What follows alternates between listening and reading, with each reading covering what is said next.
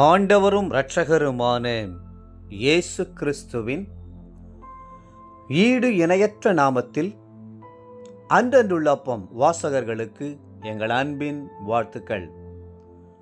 2024 ஆண்டு மே மாதம் 4ஆம் தேதி சனிக்கிழமைக்குரிய தின தியானம்.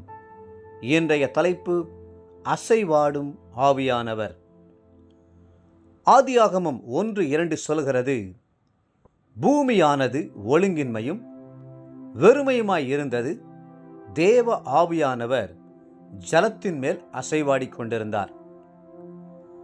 ஆவியானவர் அன்று ஜலத்தின் மேல் அசைவாடி கொண்டிருந்தார். இன்று தேவ பிள்ளைகளாகிய நம்மேல் அசைவாடி கொண்டிருக்கிறார்.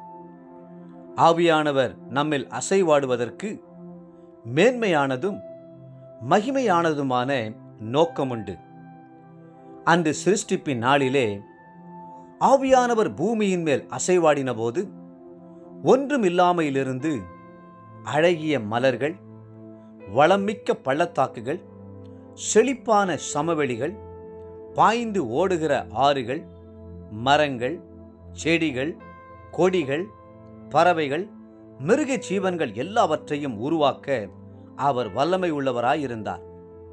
ஆம், ஆவியானவரின் அந்த அசைவாடுதல் சிருஷ்டிப்பின் அசைவாடுதலாய் இருந்தது. ஒன்றுமில்லாத ஒரு நிலவரத்திலிருந்து நிறைவும் மன மகிழ்ச்சியுமான சூழ்நிலையை அவர் உருவாக்கினார்.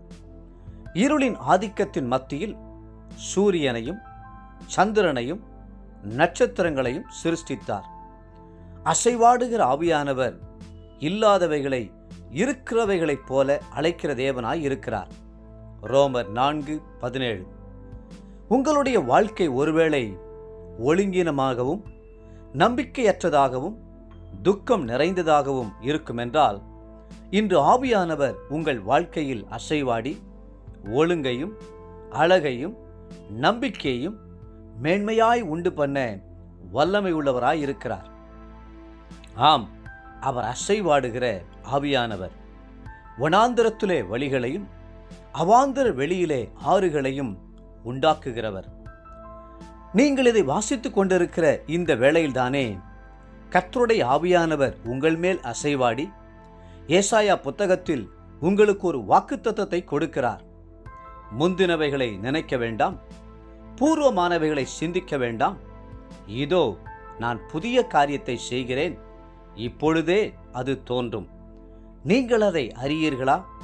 நான் வனாந்திரத்திலே வழியையும் அவாந்திர வெளியிலே ஆறுகளையும் உண்டாக்குவேன். ஏசாயா 43ஆம் அதிகாரம் 18-19 வசனங்கள். கர்த்தருக்கு கீழ்ப்படிந்து அவரை விசுவாசிக்கும் போது அவருடைய ஆவியானவர் சிருஷ்டிக்கும் வல்லமையோடு கூட உங்களில் அசைவாடி இறங்குவார். அந்த ஆவியானவர் சவுலின் மேல் அசைவாடி தேவ மனுஷனாய் மாற்றினார். ஆகவே சவுல் இஸ்ரவேலின் ராஜாவாய் அபிஷேகம் பண்ணப்பட்டார். 1 சாமுவேல் 10:1. ஆவியானவர் வறண்டு போயிருந்த ஆபிரகாம் சாராளின் வாழ்க்கையில் அசைவாடினார். அவர்களுடைய சரீரம் வயது முதிர்ந்ததாய் இருந்ததுடன் சாராளுக்கு ஸ்திரீகளுக்குள்ள வழிபாடு நின்று போயும் இருந்தது. ஆனால் தேவ ஆவியானவர் அசைவாடினபடினாலே அவர்களுக்கு ஈசாக்கு பிறந்தான். மட்டுமல்ல, வானத்தின் நட்சத்திரங்களைப் போல இன்றைக்கு ஆபிரகாமின் சந்ததி உலகமெல்லாம் பறந்து விரிந்திருக்கிறது.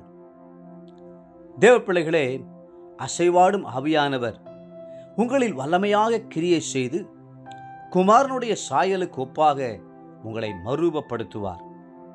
2 கொரிந்தியர் 3:18. கரைதிரையற்ற மனவாட்டியாய் பூரணப்படுத்துவார்.